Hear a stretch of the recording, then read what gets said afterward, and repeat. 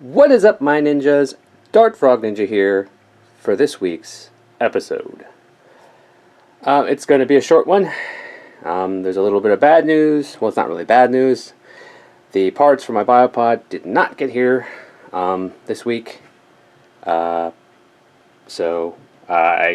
frogs are not in here. So there's that. But the good news on that front is they did ship. I have official notification they did. Let's look at my phone here if you can see that. In transit. And it left Winnipeg, so it left their main base in in Canada, not California. And it'll be here on Tuesday, so it actually updated. It said originally Wednesday, now it'll be here Tuesday. So that's good news. I'll have it Tuesday, and then I will have my frogs in the Biopod. So let's go over some quick growth and some few updates that I've done. And then what I'm going to do at the end is I'm going to take you through some of the features that the Biopod does that I don't think I've actually shown you guys some of the things here. So we're going to do that. Alright, let's start off with this bad boy. As you can see, it is doing extremely well. The fiddleheads are no longer fiddleheads.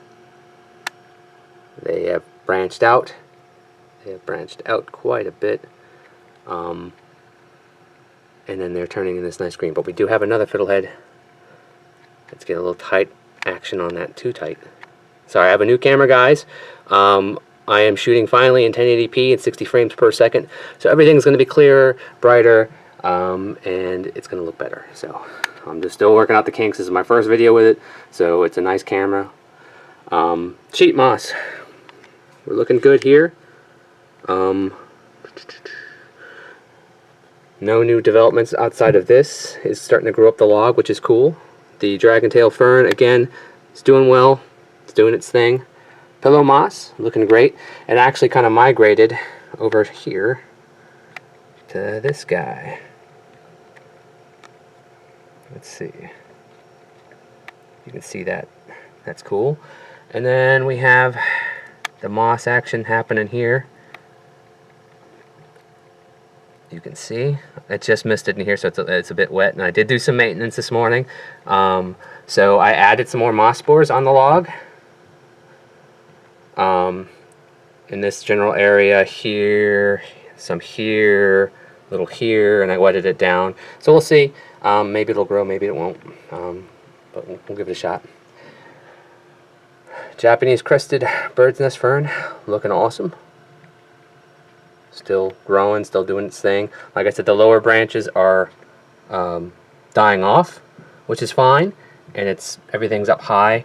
And then the lower branches, there was a dead one down here, and then in one night the isopods destroyed it. It's gone. And then on this leaf you can see these little black specks. It's isopod poop, and I need to clean that up, but they destroyed it. The isopod population here, the giant grays, are going nuts. I don't know if the dwarf purples are doing well or not. I don't know. I haven't seen them.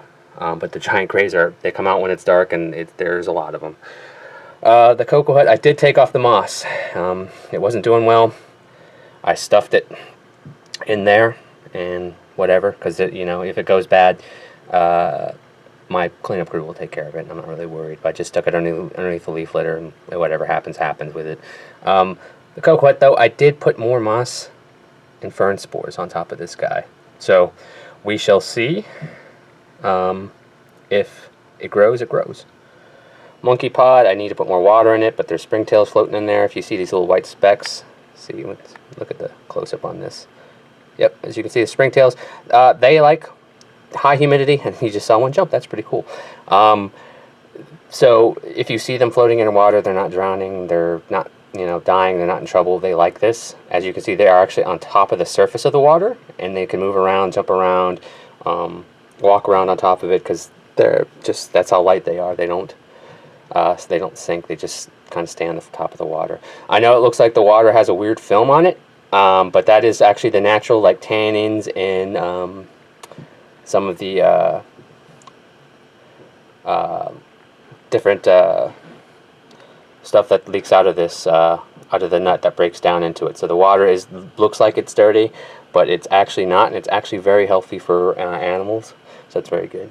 We got the resurrection log still doing its thing. Bromeliad, I did trim it up a little bit. I took off 2 of the dead leaves. That one in the back might be dying, so I'm not sure. But it seems to be doing well. I like that. And then you can see there, look at that beautiful moss that's starting to spike up. Back wall, let's zoom out a little bit here. As you can see, the Ficus Bromelia oak leaf here is doing wonderful. It's spreading like a weed. It's going all the way up. And then the regular Ficus Bromelia is doing well. This side's really doing well, but it's doing good. The other patch I have of the oak leaf is going nuts.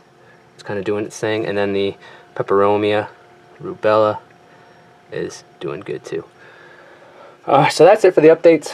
Next week, like I said, I will have my frogs in here. And hopefully by the time I video it, you guys will see them and you'll be the first ones to see it. Now let's go over some of the features of the Biopod that I might not have talked about, or might not have shown. Let's start here. This strip here. This is your ventilation strip. Now, what's cool about this is it pumps in warm air. So it does help with the air temperature of the Biopod, because you have 2 separate temperatures in the Biopod. You have the air temperature, and then you have the ground temperature.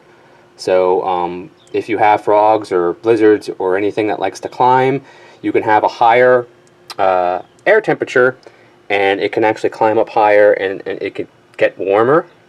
To whereas you can set a lower ground temperature, and if they want to cool off or stay, whatever, they can come down on the ground.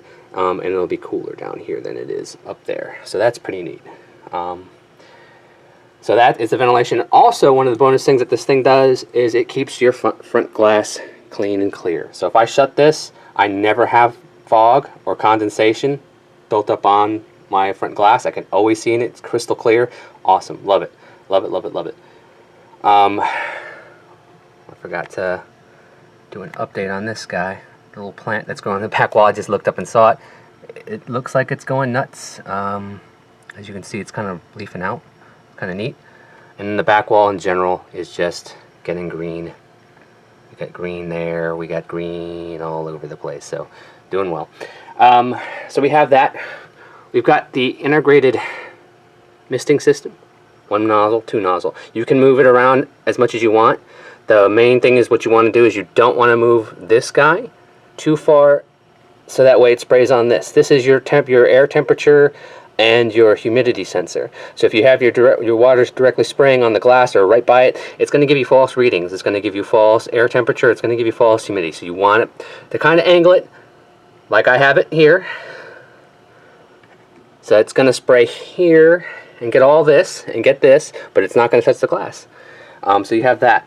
Right here we have the HD 720p camera. If you can see, that lens is right here, and this guy I can look in. I kind of don't like the angle on it. I wish there was a way to change it, because the angle it shoots from is like that. This is the angle I get when I look in it, so it kind of sucks. I kind of wish there was a way I could rotate this or change it, but I don't know if I can, and I'm not going to try because I don't want to break it. So there's that. All the cables and the stuff underground, they're all, there's a heating cable, there's a substrate heating cable, and then there's a heating cable for the water. So there's 2 different heating cables down there, which is really cool. And then there's an aeration pump and an irrigation pump. So irrigation, it's going to water the back wall for you. It's going to cycle out the water that's down in the bottom, and it's going to pull it into this. And then the aeration kind of just keeps the water that's down there from becoming stagnant, and it keeps your soil and everything nice and fresh. If you don't have the cleanup crew, then it'll, like I said, it'll keep it all nice and fresh, and then you don't have to worry about cleanup crew if you don't want to put one in there. But I like cleanup crew in my isopods and my springtails because they rock. So there's that. One more cool feature that the Biopod does is the lighting system. It's got built-in UV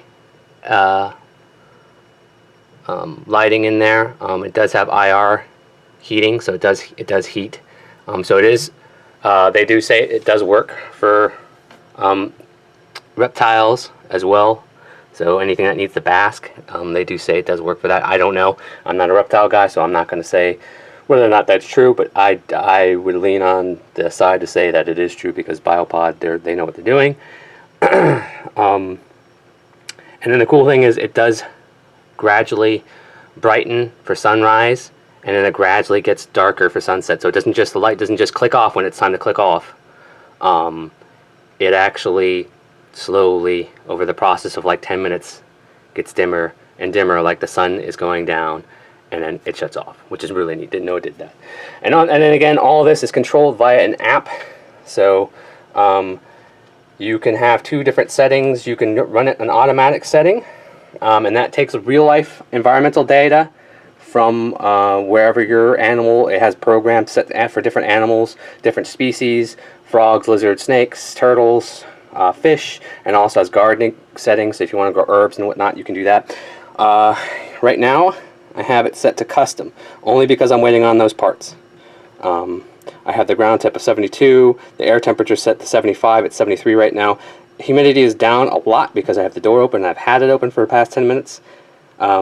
Aeration is not on, as you can see. I have that shut off since I have the pump coming. It rains 32 seconds a day, so it rains twice a day, and I can set it to how many times I want it to rain. Ventilation I have for 35 minutes. When I switch to automatic, it'll do everything for me. So it goes off of real-life environmental data. It'll do the lighting, the UVA, UVB, and the IR. It'll do the ground temp, the air temp, the humidity, the rain. It'll change what times it rains, how long it rains. Irrigation is usually just a minute every hour. Aeration, I believe it was at 30 minutes an hour, and ventilation was at 50 minutes an hour. I don't really think ventilation needs to be that much, because I have it on for 35 minutes and it does the same thing, and everything stays clean and clear. But everything's controlled by app. Really neat. So there you have it. That's the update for today. I will be moving my frogs in. I cleaned their glass. Unfortunately, they're not out. But I cleaned up. I did some maintenance. But there you have it, guys. This is the episode for this week. Next week will be more interesting, I promise. Alright, guys. This is Dart Frog Ninja saying frog on, my ninjas.